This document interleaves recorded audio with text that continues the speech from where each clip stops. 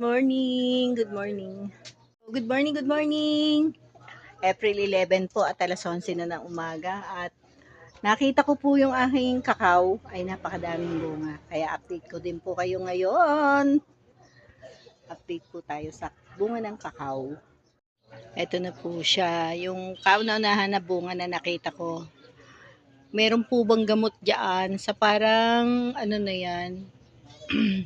Baka po kasi mabulok yung dikit ng bunga. Meron pa pong isa dito sa baba. Ayan, oh. Ah, yan. Si, dalawang dangkal mula sa lupa. So, yan. Tapos, sa taas, ang dami.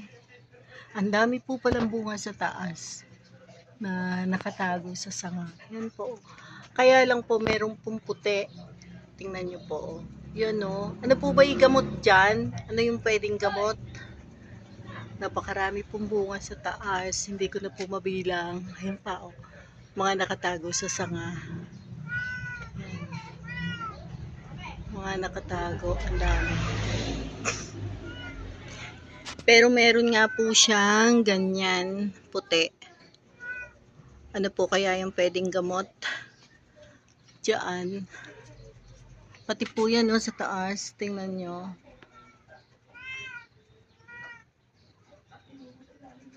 Ang dami pong puti, oh. Ano po ba yung pwede kong igamot dyan?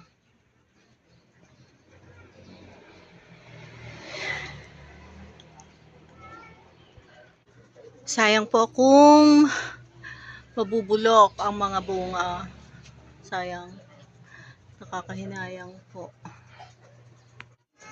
Ano po kaya yung pwede ko doon ibomba o ilagay? Pati po bunga, ang dami pong puti. Ngayon ko lang po napansin. Ngayong umaga ko lang po napansin. Ngayon ko lang natingala na marami palang amag, parang amag. Ano po kayo yung pwede kong ilagay? Comment naman po kayo dyan. Maraming salamat. At iintayin ko po ang inyong comment. Sana merong mag-comment. Bye-bye.